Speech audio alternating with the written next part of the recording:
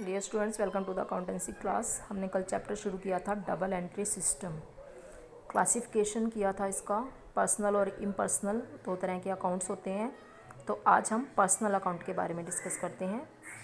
The accounts which relate to an individual, जो एक व्यक्ति से, एक फर्म से, एक कंपनी से और एन इंस्टीट्यूशन या किसी भी संस्था से संबंधित होता है। किसी भी मतलब किसी व्यक्ति का अकाउंट हो, किसी फर्म के नाम से अकाउंट हो, किसी कंपनी के नाम से अकाउंट हो, किसी इंस्टीट्यूशन के नाम से अकाउंट हो, तो वो आपके पर्सनल अकाउंट कहलाते हैं। For example, account of Mohan. Mohan एक पर्सन है, एक इंडिविजुअल है। अकाउंट ऑफ DCM लिमिटेड, ये एक कंपनी है या फर्म है। अकाउंट ऑफ दिल्ली यूनिवर्सिटी, ये एक इंस्टीट्यूशन है। बैंक अकाउंट, ये भी एक इंस्टीट्यूशन है, बैंक।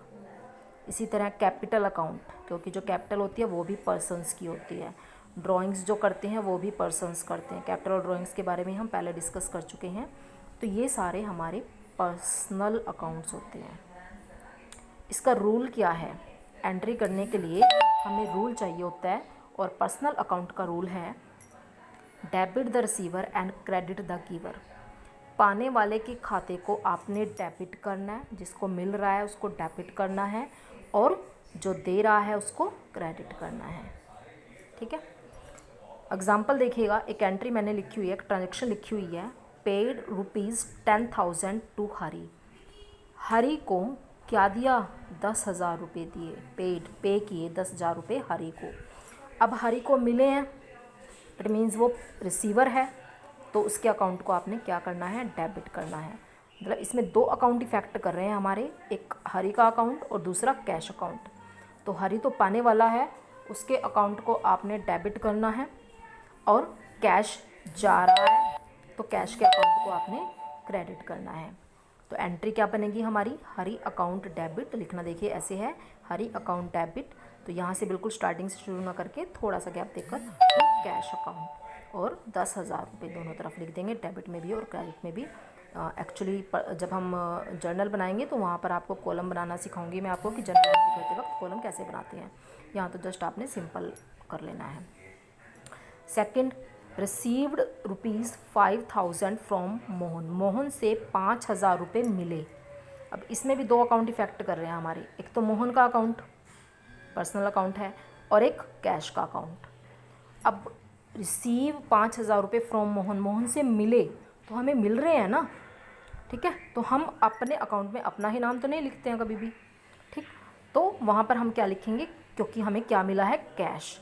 एंट्री क्या करेंगे? कैश अकाउंट डेबिट, और मोहन क्योंकि गिवर है, देने वाला है, उसके अकाउंट को क्रेडिट किया जाएगा रूल के अकॉर्डिंग, ठीक है। क्योंकि ये दोनों ही हमारे क्या हैं, ये जो मोहन है वो पर्सनल अकाउंट है, और पर्सनल अकाउंट के अकॉर्डिंग इसको देने वाला है, तो इसको आपने क्रेडिट करना है।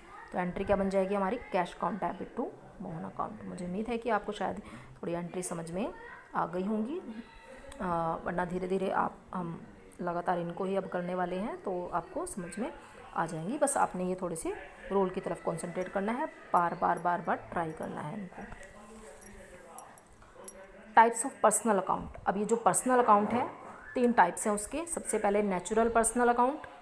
It means the account of human being, जो मनुष्य से संबंधित होता है, जो ह्यूमन बीइंग से संबंधित होता है, यानी कि जिसमें हमारे मनुष्यों का अकाउंट बनते हैं, वो नेचुरल पर्सनल अकाउंट होता है। जैसे मोहन का अकाउंट है। कैपिटल अकाउंट भी, जो कैपिटल होती है वो भी मनुष्य की होती है। ड्राइंग्स भी मैन पावर ही करती है, ठीक है। डेटर्स, अब हम उधार जिसको हम देते हैं वो हमारे डेटर्स होते हैं, तो वो भी मनुष्य हैं। क्रेडिटर, जिनसे हम उधार लेते हैं वो भी मनुष्य है, जानवर से तो उधार लोगे नहीं, ठीक है। तो ये सारे नेचुरल पर्सनल अकाउंट है। Artificial personal account, these account do not have the physical existence. इनका कोई अपना फिजिकल अस्तित्व नहीं होता है एज ए ह्यूमन बीइंग की तरह। जैसे हमारा तो अस्तित्व है ना, हम तो दिखाई देते हैं, महसूस होते हैं, ठीक है, अपने काम कर सकते हैं, ये काम कर सकता है, बट एक ह्यूमन बीइंग की तरह इसका फिजिकल एग्जिस्टेंस नहीं होता। But they work as the personal account, लेकिन वो फिर भी एक पर्सन की तरह काम करता है। तो कौन कौन से अकाउंट आएंगे इसमें? जैसे एक फर्म का अकाउंट, एक फर्म है, अपने नाम से काम करती है कि नहीं, ठीक है। जैसे आपकी हिंदुस्तान लिमिटेड कंपनी है, वो आप कंपनी है, अपने नाम से काम करती है, लेकिन उसको आप देख नहीं सकते हो। क्यों? क्योंकि वो आर्टिफिशियल पर्सनल अकाउंट है। किसी भी इंस्टीट्यूशन का अकाउंट है, बैंक का अकाउंट है, ये सारी संस्थाएं होती हैं, तो ये आर्टिफिशियल है personal account, but artificial personal account है। Third is representative personal account. When an account represent a particular person, जो एक पर्टिकुलर पर्सन्स या ग्रुप ऑफ पर्सन्स को इंडिकेट करता है, को रिप्रेजेंट करता है, एक पूरे ग्रुप को जो रिप्रेजेंट करता है वो रिप्रेजेंटेटिव पर्सनल अकाउंट होता है। For example outstanding salary account.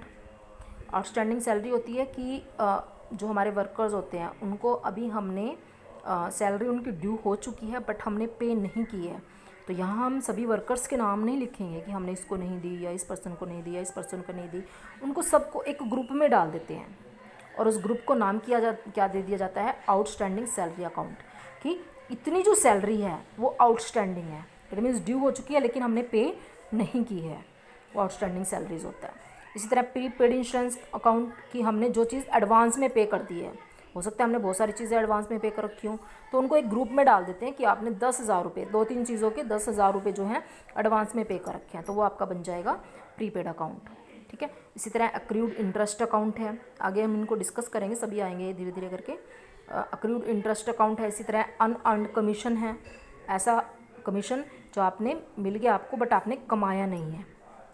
ठीक, तो ये सारे हमारे रिप्रेजेंट करते हैं एक पूरे ग्रुप को। तो ये representative personal account, artificial personal account और नेचुरल पर्सनल अकाउंट, ये हमारे सारे पर्सनल अकाउंट के ही पार्ट हैं। तो आपको इनको माइंड में आपके बिल्कुल क्लियर होना चाहिए कि नेचुरल पर्सनल अकाउंट में क्या आता है, आर्टिफिशियल में क्या होगा और रिप्रेजेंटेटिव में क्या होगा। Thank you.